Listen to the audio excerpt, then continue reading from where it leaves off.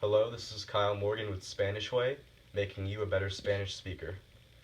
Today in this video, we will be understanding two very important Spanish tenses, the preterite and the imperfect. In this video, you will learn the differences between the two tenses, when to use them, verbal or written, and how to conjugate Spanish verbs using the two tenses. Now, the main differences between the preterite and the imperfect are that generally speaking, preterite is used to conjugate and describe Spanish verbs that have definite beginnings and ends, along with definite and completed actions.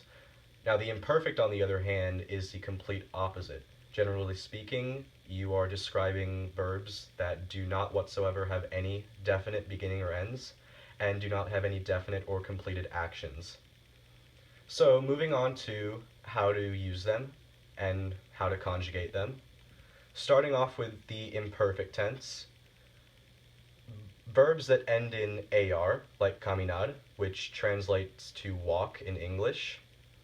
When speaking about yourself or referring to yourself in the first person, when using the verb caminar in Spanish, which ends with an AR, you would say yo caminaba. Now, when you are speaking to a friend or somebody else directly, you would say tú caminabas. When you're speaking about another person in the third person, you would say él caminaba. If you're with a group of people, you would say nosotros caminábamos. And if you are referring to a group of people in the third person, you would say ellos caminaban.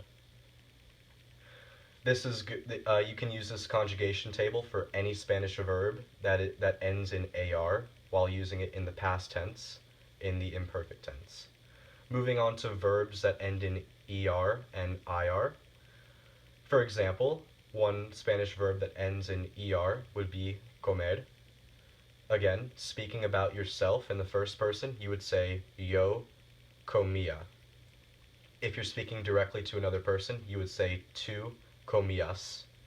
Speaking about another person in the third person, él comía.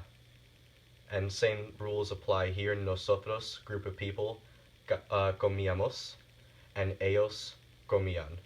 So these are two perfectly good examples that you can use while still utilizing the imperfect tense in Spanish. Now, we will be doing the exact same thing,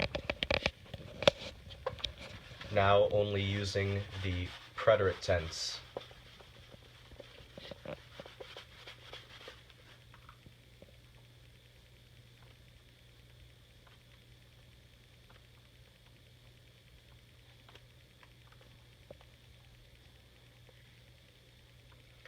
Again, when you are using the preterite tense, you are referring to actions that have definitely been completed and have definite beginnings and ends.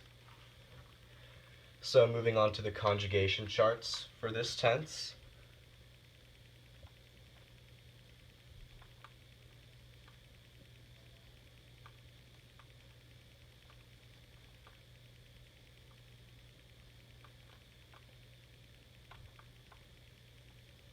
Now yo, in other words, referring to yourself in the first person, it would be E with an accent. Tú, which is speaking to another person directly, you would use aste.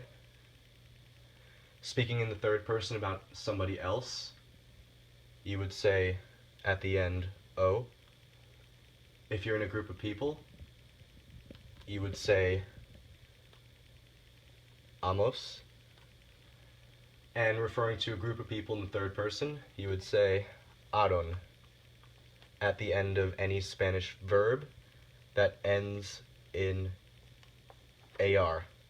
So we can use, again, like we did in the imperfect, we could use caminar.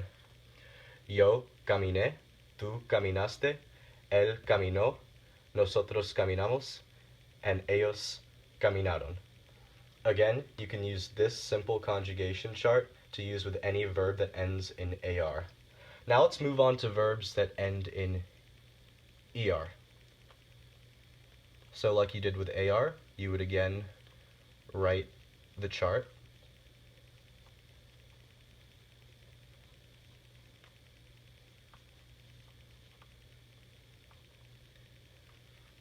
So, referring to yourself, it would end in E with an accent, which is Spanish for I. Talking to somebody else directly, you would say iste, and then so on and so forth, kinda the opposite of AR. Nosotros, you would use imos, and for ellos, you would use ieron.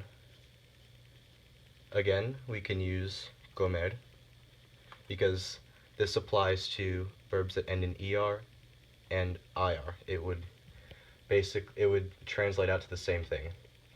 So, if you're talking about verbs that end in er when using the preterite, when referring to yourself, yo comí, talking to somebody else, tú iste, él comió, nosotros comimos, and ellos comieron. So that's basically how you conjugate Spanish verbs using the two imperfect and preterite past tenses in Spanish. I hope this video has been helpful in your journey to learning Spanish and becoming a better Spanish speaker. And this has been Kyle Morgan with Spanish Way. Thank you.